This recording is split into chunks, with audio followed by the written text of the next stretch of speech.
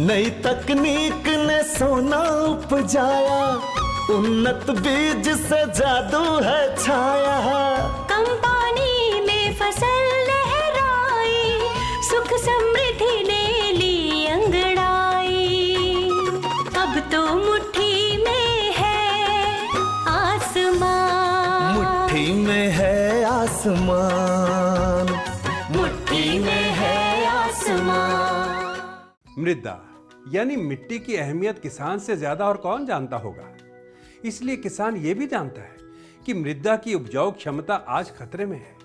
लगातार उसकी उपजाऊ क्षमता कम हो रही है और इसे बढ़ाने के लिए लगातार प्रयास किए जा रहे हैं। आज के इस भाग में हम बात करेंगे मृदा समृद्धिकरण की।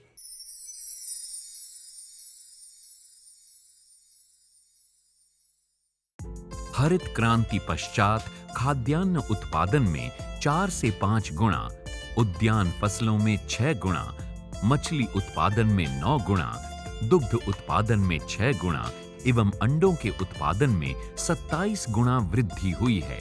आज भारतवर्ष की कृषि की उन्नति तथा खाद्यान्न का उत्पादन, भूमि की उर्वरता एवं उत्पादकता एक महत्वपूर्ण चुनौती है।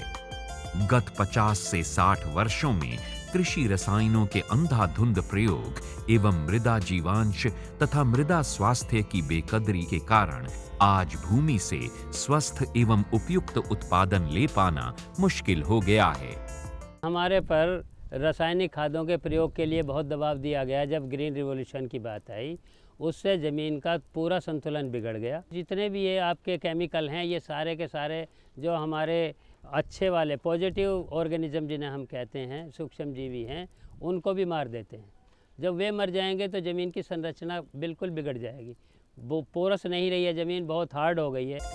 जीवंत मृदा जैविक खेती का आधार है। जैविक खेती में भूमि के स्वास्थ्य की अहम भूमिका है।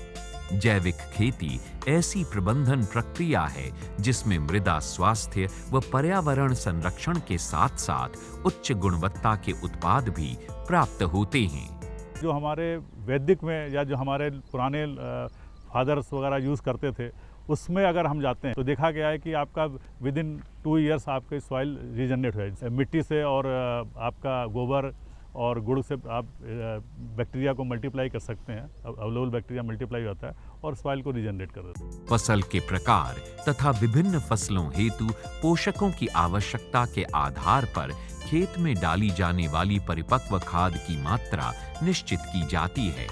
हमारी जो मिट्टी है पिछले 30-40 सालों में उसका इतना ज़्यादा दोहन हो चुका है कि ज़्यादातर पोषक तत्व उसमें उनकी मात्रा दिन बर दिन घटती जा रही है। हम अलग अलग रिकमेंडेशन देते हैं, अपने किसान भाइयों को यही सलाह देते हैं कि वो जो मिट्टी में पोषक तत्व दें वो मिट्टी की जांच के आधार पर दें। जैविक खाद, केंचुआ खाद, हरी खाद एवं जैव उर्वरक समुचित मात्रा में डालने से मृदा की उर्वरता बढ़ती है।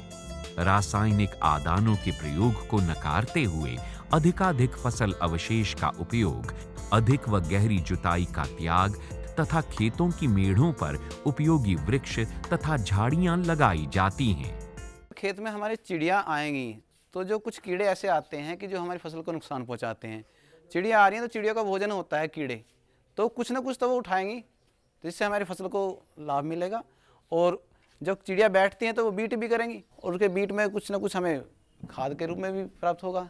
मिश्रित फसलोत्पादन जैविक खेती का मूल आधार है। मिश्रित फसलोत्पादन से बेहतर प्रकाश संश्लेषण होता है। दलहनी फसलें वायुमंडल से अत्यधिक मात्रा में नत्रजन एकत्रित करती हैं और अपनी सहचरी फसलों को भी उपलब्ध कराती हैं। हम ग्रासेज के साथ साथ लेगुमिनस फॉडर क्रॉप भी लगाते हैं, जिसमें हमारे पास नोड्यूल्स होते हैं जो कि नाइट्रोजन वातावरण से फिक्स करते हैं। इनकी पत्तियां गिरती हैं तो इनका जब सड़ते हैं तो इस तरह से इसकी कार्बनिक पदार्थ बढ़ती है और साथ ही साथ इस जो खेत का जो पानी है वो बाहर नहीं जा पाता है, क्योंकि हम जितने सारे चीज लगाए हुए हैं वो खेत का पानी खेत में रह जा रहा है। फसल चक्र जैविक खेती की रीढ़ है। मृदा को शक्तिशाली और समृद्ध बनाने व प्राकृतिक जीवाणुओं की कार्य क्षमता को बढ़ाने के लिए फसल चक्र अति आवश्यक है। उच्च पोषण वाली फसलों की बुआई से पूर्व तथा पश्चात दलहनी फसलों की बुआई करें। अनेक केंद्रों पर किए गए परीक्षणों के आधार पर फसल चक्रों की अनुशंसा की गई है। फसल चक्र अपनाने से जो हमारे जो फसलों के जो अवशेष बचते हैं उसे कार्बनिक तत्व की वृद्धि हो जाती है, उसमें मृदा का स्वास्थ्य सुधरता है, नाइट्रोजन की जो दलहनी फसलें अपनाने से जो मात्रा बढ़ जाती है, कीड़े मकोड़ों का कंट्रोल होता है और काफ़ी हद तक जो हमारी खरपतवार भी नियंत्रित हो जाती है।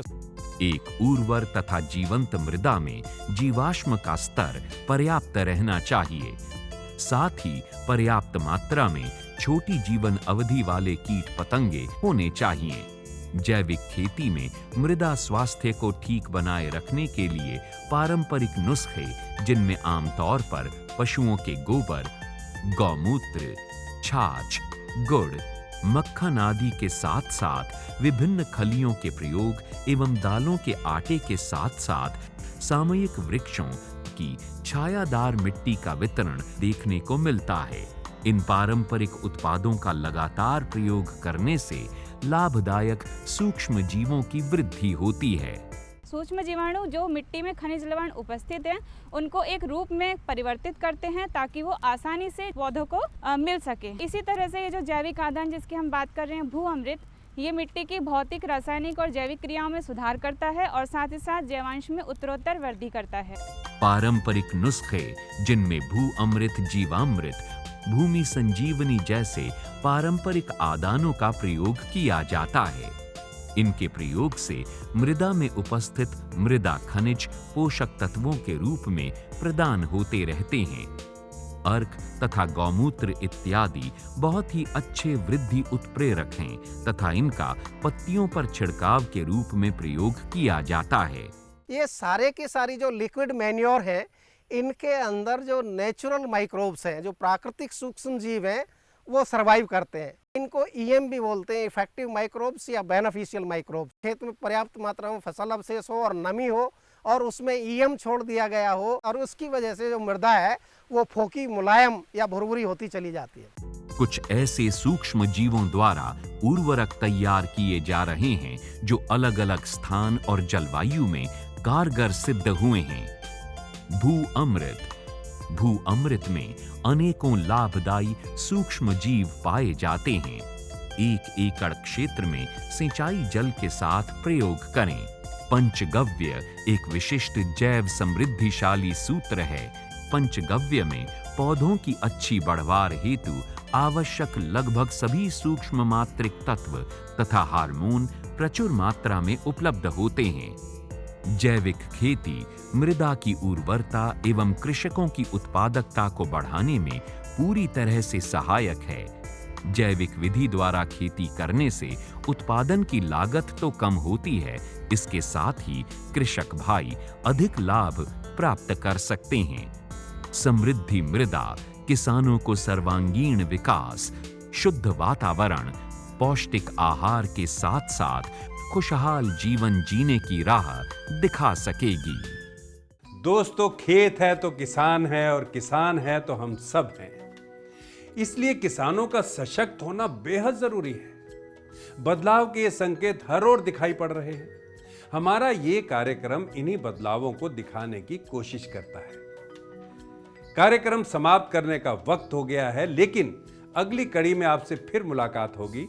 तब तक के लिए नमस्कार। मुट्ठी